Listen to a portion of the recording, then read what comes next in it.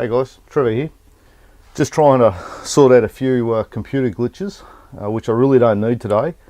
I've got to try and knock off 2 assessments today, not just a couple of written assessments. And then I can focus on heading away for a few days. So I'm just going to sort this out and then we'll jump right into it.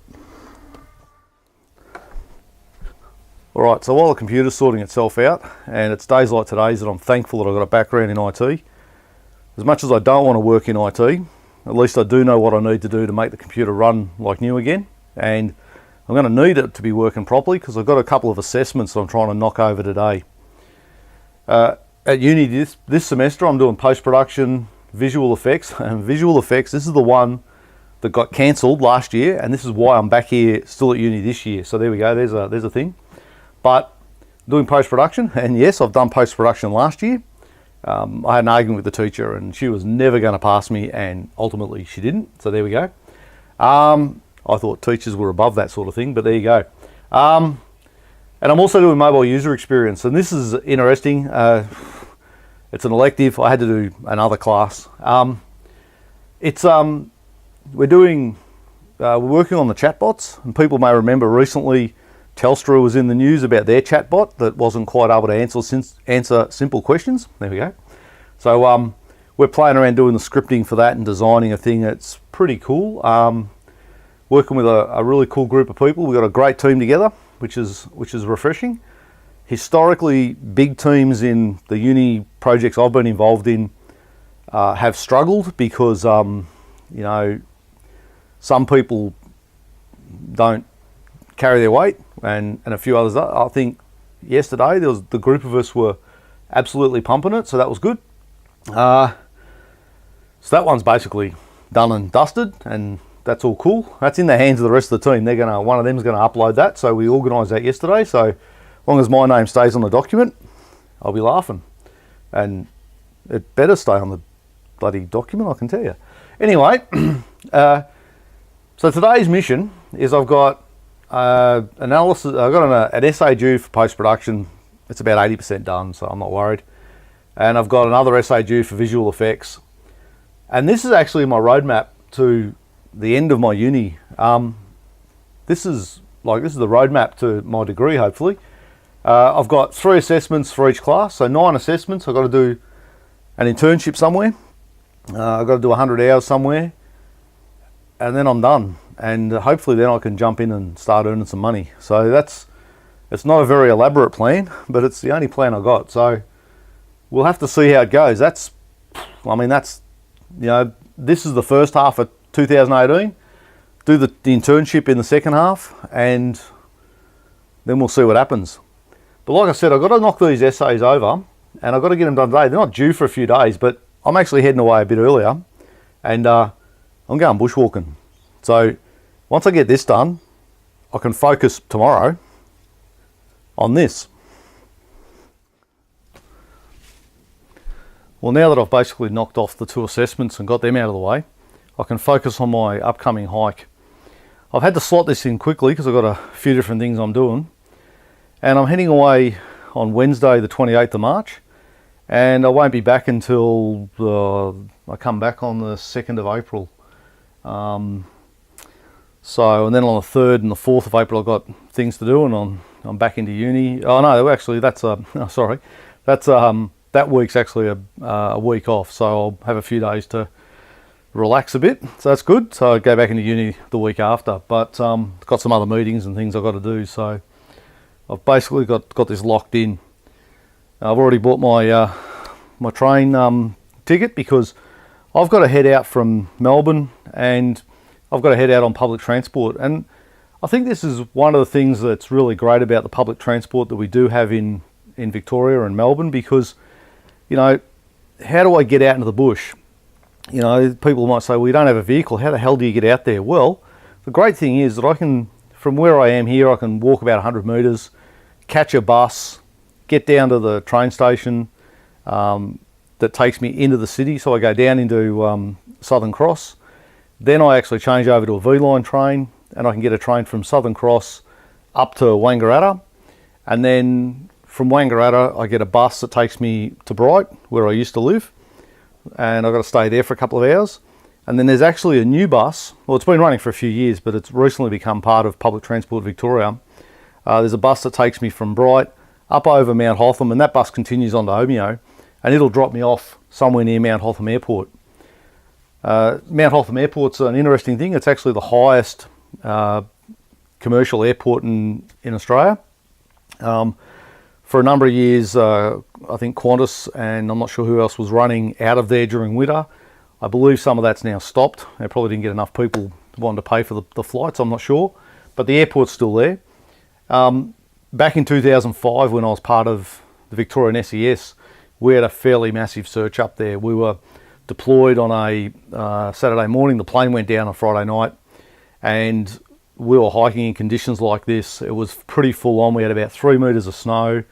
You know, as I said to one of the coppers at the briefing, because we were searching for a white plane, I said, you know, we'd have to stand on it, and you know, it was pretty tough. You know, we're walking through a lot of powder snow, and it was tricky. The next day wasn't much better. Here's a shot at about 5:30 in the morning, and we got cars parked. This was a dinner plane when we stayed the night, and it was a bit of a case of, you know, get this one out so we can get this one, get this one to get this one, and hope none of them are stuck. So they were pretty iced up. But that was and ultimately the plane was found, and the 3 people on board were killed. I mean, you don't plough into the ground at 740 kilometres an hour and walk away from it. So that's about how fast the plane would have been going. So that was not far from where I'll be, but I'll be heading north, and I get dropped off on the side of the road, hike down around the airport, then I go down into the Kabunga Valley and cross the Kabunga River, and then I go up to Charlie McNamara's hut, and then I'm going to cruise off to Young's and then Twonga Huts and Mount Jarmathung. Mount Jarmathung's a bit of an interesting place. It was notoriously or infamously named for a number of years, and this is official naming on maps and books. It was actually named Mount Niggerhead, which is a bit inappropriate and you know, not probably an appropriate name for anything these days. So you know, it probably wasn't appropriate back then. It was just a name that was thrown up. Like I say, this is on official. Here's a photo of a map. This is a government produced map, and there it is. So, but it's now been renamed to a more appropriate Mount Jarmathung, and that's going to be great. I've got a bit of a short day there, and hopefully there'll be a nice sunset, get some photos. And then what I'm planning to do is I'm going to hike down to the West Koowa. I was there a couple of years ago. Actually, this shot here of me at the start of Diamantina Track is down in the West Koowa, so I'll be close to that spot. And then I'm going to travel to Dibbon Hut, which is a beautiful spot, and I've camped there lots, and I love it. And actually, then I actually crossed the Kabunga River for the second time. So in the one hike, I crossed the same river twice, which is pretty cool. And then I've got a camp pretty close to Mount Hotham, not too close. I'll camp near Derrick Hut, which is in the national park. Camped there the night on the Sunday night, and then so I can get out, because I get picked up at 9:30 in the morning by that same bus that drops me off. It'll pick me up on Monday morning, take me down into Bright, and then I think I've got a couple of hours wait, and then I get a train back to bus track to Wangaratta. And then I've got to actually change. My ticket says I've got to wait for like 4 hours, but there should be a New South Wales train coming through, and I can jump to that and get back to Melbourne. So it's all pretty cool. I find it really interesting, you know, travelling with public transport to go bushwalking. It's got some interesting components to it. But at least it gets me out there, and ultimately once I start, it doesn't matter how I get to the start, I'm there. And that's what I really love about it. You know, I would love, even if I had a vehicle, it would be tricky. I'd have to park it somewhere. Honestly, if I had a vehicle, I'd probably just park it in Bright and get the bus anyway. So, you know, that's pretty cool. And that's been, you know, over the last few years, it's been something that's been developed, and I think it's worth mentioning. But I'm in the process of getting all my gear together. I've got my new tent recently, my WE Second Arrow. Looking forward to setting that up. I've set it up in the backyard, and that's one thing, but it'll be great to have it out in the bush and get some shots of it. I've also got a new pair of walking boots, and these things are amazing. They're probably the most comfortable walking boots I've ever had. They're great. I got them from Aussie Disposal, about $140. I got some Vibram, I think it's called Vibram Sole on the bottom, and it's a real spongy, really, yeah, just really nice boot. I say probably the most comfortable boots I've worn. I've had a previous pair of these, and they were great. So I just think they're worth mentioning. And also these Vibram soles. That's also what's on the bottom of my snow boots, which is really cool. It's, you know, it might sound funny. Why do you need cushioning on snow boots? Well, the whole thing is that you don't necessarily end up on the snow all the time. So sometimes on the hikes I've done, you might have 2 or 3 days in the snow. You hike out of that and you're walking along just a bush track. So you do need a bit of cushioning even on your snow boots. But in the process of putting everything together, I was starting to put my food together, and I've got a couple of different mixes. I've got a pancake mix that I throw together, which is very cool. Just some flour, some powdered milk, a bit of powdered milk, a bit of powdered egg. And I normally put it in a Ziploc bag. I put it in the Ziploc bag, and it turns out the bag's got a hole in it. I don't have any more bags. I'll get more of them tomorrow. So instead of just throwing out my mix, I thought, well, I may as well have pancakes for lunch. I've got to have something for lunch. So we might jump in the kitchen, and I'll just show you this. These are quick and easy and great. A couple of things with them. That they are awesome, like on day 4 or 5 of a hike. I do them thin, so they're more like a crepe thing. Roll them up, bit of sugar and some lemon. Absolutely beautiful. So let's jump into the kitchen. All right. So like I said, what I normally do is I've got a pancake mix, which I make up myself. I don't like the pre-mixed one. Seems a bit, I don't know, it's just too rich for me. You know, bit too sugary or whatever. I've tried it a couple of times, don't like it. This is actually one of my mum's recipes. I was heading away on a bushwalk, and about the day before, she was making pancakes, and I was like, geez, what's in there? You know, like I could use that for going bushwalking. She's like, well, probably. And then right about that time, we'd found this powdered egg. It's called, the stuff I use called No Egg, and you can use it in these sorts of mixes. I've got another mix that I use with, I do another mix with spud, a couple of spuds, carrot, onion, bit of celery. You basically grate and cut that up, mix it into a bowl, and then you add in this bit of flour, and you don't need any water. You just mix it up, and then that becomes like a veggie patty, and they're absolutely beautiful, and I love them as well. So a couple of things. I just got to go get a couple of more items, and then we'll be good to go. All right. This is actually a small mixing bowl that I actually take hiking. Aluminium, nice and light.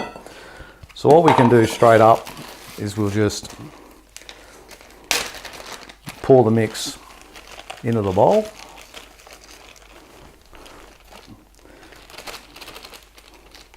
And that Ziploc bag can go in the bin because it doesn't work. So just into the bowl. And like I say, all that's in here at the moment is half a cup of flour, a quarter a cup of powdered milk, and a teaspoon of no egg. You could put in a real egg. So normally if I was making these at home, I'd just whack a real egg in. What I then need to do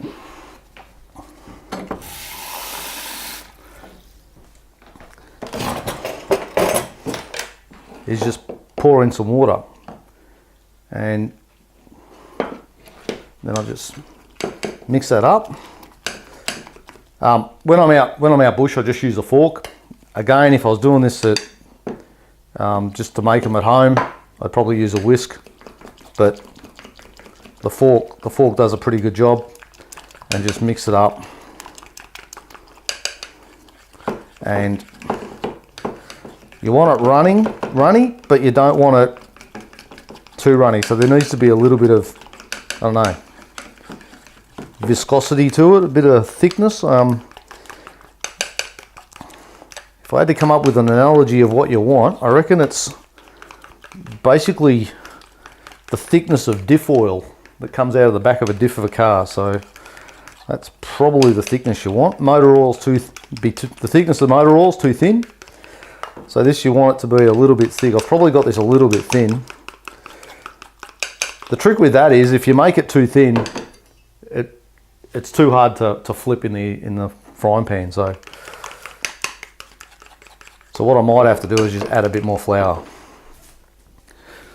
Lucky I'm not out bush.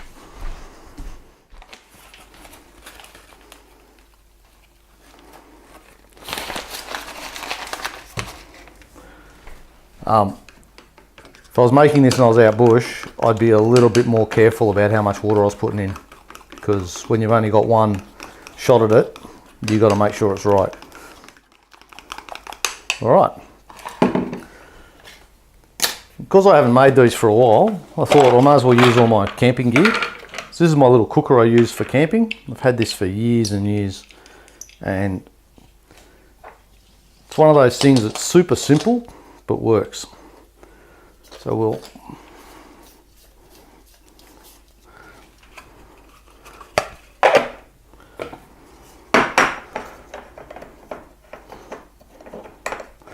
like that there. It's also good when you're going out bush to actually give things a crack in the gear you're going to use. One of the things you'll notice is if I sit it here, it wants to flip over. So you've got to sort of put it off on the side a bit. What we'll do is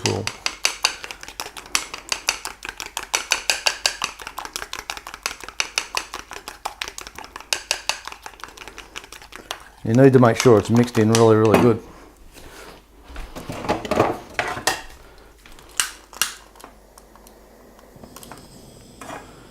Fire that up. Probably don't need it that hot. Got a little thing of oil. This is what I carry my oil in, just a small Nalgene container. So this is what I normally carry, but I filled one of these up and then realised I already had one. So we can throw just a little bit of oil in. Don't need heaps. Just enough to cover it. And you want it fairly hot. These things can be tricky to throttle. I'll tell you now that the first... Whoop, my light's dying. I'll be back. All right. So now I've got my light back, and I don't have a proper lighting system yet. I'm still working on it. One day in the future. All right, so now what we want to do is just pour in a bit. And I need a little bit more water. It's a real, you got to get it just, it's a Goldilocks thing, you got to get it just right. Get my very slick little MSR egg flip spatula thing.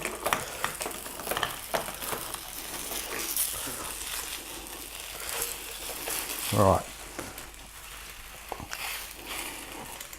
Like I said, the first one we normally write off. This mix will create, normally I get like, at least of these I normally get like 4, sometimes 5. So I'm not too worried if I wreck the first one. While I'm going,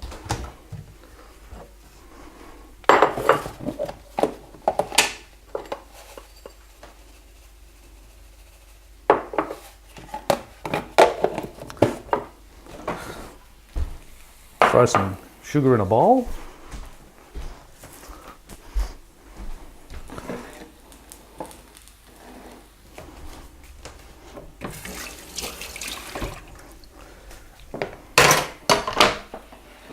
We'll get a lemon and we'll cut him like that.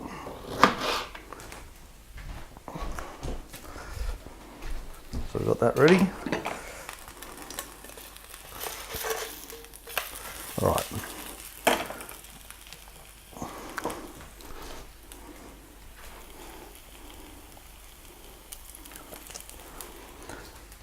This is why it's good to play around with this stuff with the gear you're going to use before you head out bush.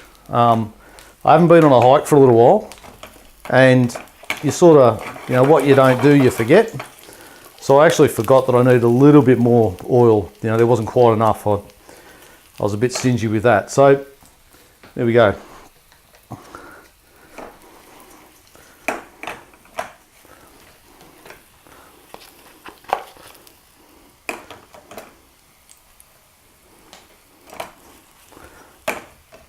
So this one's a bit thick, but the next one should be really good.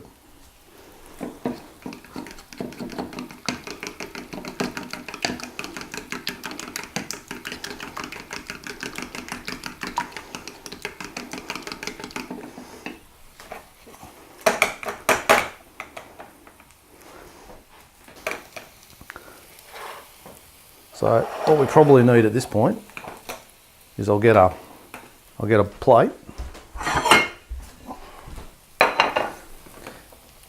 You end up with a bit of a production line with these things, so you get one going and then you...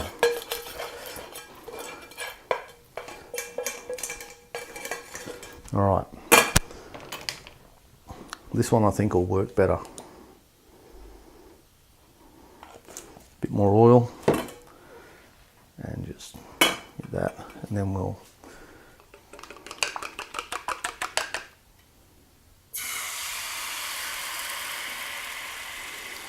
You see this one's run better, but this one will still be nice. So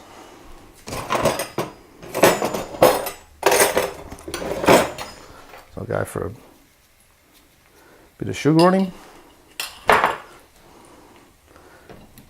and a bit of lemon when I can pick it up.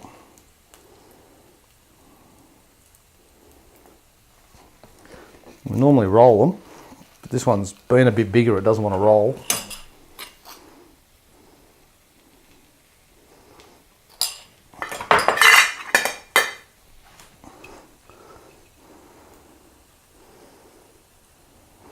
Just get the lemon going, and that should still be beautiful. Let's have a taste and see how it's.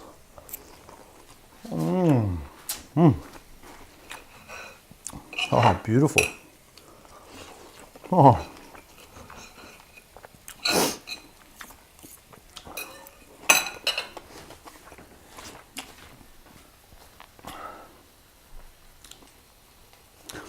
So even the one that's not quite right, it's still beautiful.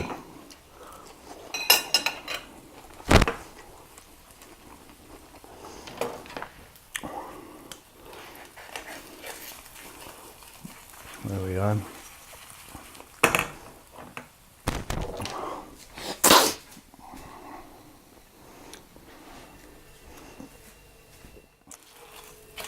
So now we get that all nice and that's going beautiful. So I normally use these on day 4 or 5 on the hike, so a bit down the track, or if I'm staying at a place for a whole day, I might have these for lunch. Normally on hiking I don't actually have much for lunch, I just have some munchies during the day, but I have a really good breakfast, then I have some munchies during the day, and then have a really good meal at night, and that just seems to be the way I operate. So these certainly go down great. So you don't want to overcook them. So once they're, that's probably, they probably just need a little bit more on this side. Maybe a little bit more oil, just a bit, not probably.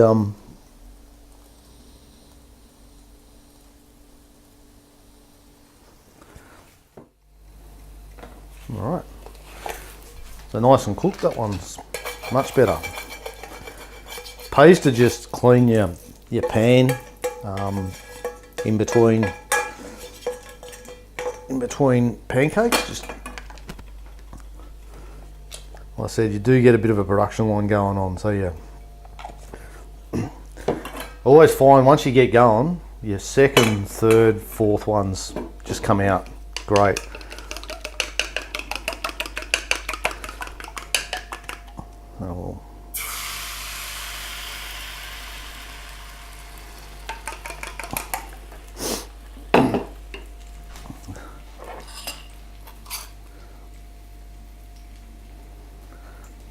I know all the health nuts out there are going to say how bad sugar is for you, but when you're out bush and you're hiking with a big pack on, honestly, I think a lot of that healthy stuff goes out the door. You know, you're pushing the body pretty hard, so it doesn't really matter what you put into it. And I can hear the health nuts disputing that, but you know, I think this is one meal on day 4 or 5, and I've got to tell you, it's absolutely beautiful. So that's my pancakes that I have on bushwalks. Oh, absolutely beautiful. All right, so anyway, that's basically it. I just thought it might be good to run through, one of the meals that I use when I'm out bush. Obviously got to eat, and I'm still looking forward to it. Actually, today is interesting. The last 24 hours up at Mount Hotham, it's got pretty cold. It actually had a dusting of snow, and we'll just see. I think it's going to warm up in the next few days, but it'll still be pretty cool up there. But I'm certainly looking forward to it. I've got to pick up some last minute supplies tomorrow. I'm at a meeting / thing, a training thing I've got to go to tomorrow. So tomorrow night I'll be here packing up my pack, getting everything together, and then I think I've got to set the alarm for about 5 o'clock on Wednesday morning, and then it's off our bush. So I won't be back until the following Monday. So needless to say, I won't have another episode up for at least another week and a half, 2 weeks. So you just have to. This is it basically. So, but it's going to be great. Like I say, I'm looking forward to getting the new tent out. I've been using the same tent for nearly 20 years, so it's going to be a bit of a change. And as much as I love living in the city, and there's lots of cool things to do, and lots of doing all sorts of crazy stuff, I do enjoy having a few days out bush. I've planned this hike, so I've got 2 hard days, and then I've got 3 pretty cruisy days. So that's nice, and it's going to be interesting. And we'll just see how it all goes. See you when I get back, and we should have some really cool shots and take some video, and some of the really beautiful mountains that we've got here in Victoria. I mean, the area I'm going to is absolutely amazing, and it doesn't matter how many times I go there, it's still breathtaking, and I just love it. So see you in a couple of weeks. Cheers.